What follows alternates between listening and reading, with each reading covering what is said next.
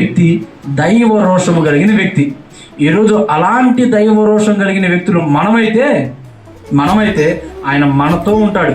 ఏలియా దేవుడు ఎక్కడా అంటే రోషము కలిగిన వాళ్ళు ఎక్కడ ఉండిద్ది రోషం. భర్త ఏమన్నంటే వచ్చింది ఆ రోషం, కట్టలు తెంచుకొని వచ్చింది.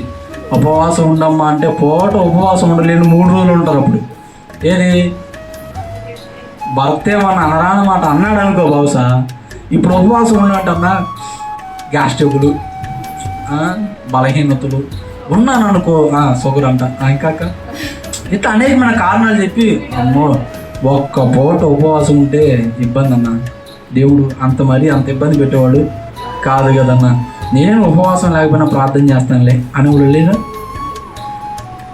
ఈ ఉపవాసం ఉండని వ్యక్తిని తన భర్త ఏదన్నా మాట అంటే ఒక్క పూట ఏంటి 3 పూటలు ఉంటారు. 3 పూటలు ఏంటండి 3 రోజులు మనం ఉంటారు కదా. దేనికంట రోషం కదా. భర్తలు ఏం తక్కువేం కాదు, భార్యలు కూడా ఏం తక్కువేం కాదు, పిల్లలు కూడా ఏం తక్కువేం కాదు. వాళ్ళ తెమ్మన్నది తేలేదనుకో పొస్తులు ఉంటారు. అమ్మా ఈరోజు ఉపవాస ప్రార్థన కదమ్మా, కాస్త ఉపవాసం ఉండి ప్రార్థన చేద్దామమ్మా అంటే ఉంటారా? ఉండరు.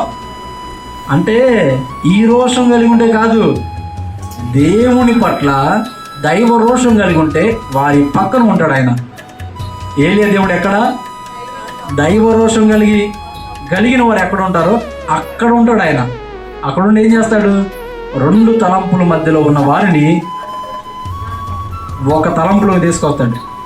యెహోవాయే దేవుడు, యేసుక్రీస్తే దేవుడు, ఆయన నమ్మితేనే రక్షణ, యేసు రక్తమును ఆశ్రయిస్తేనే రక్షణ, యేసు రక్తమును ఆశ్రయించిన వాడికి పరలోకం గ్యారంటీ, ఆయన రక్తమును ఆశ్రయించిన వానికి నరకము కూడా గ్యారంటీ.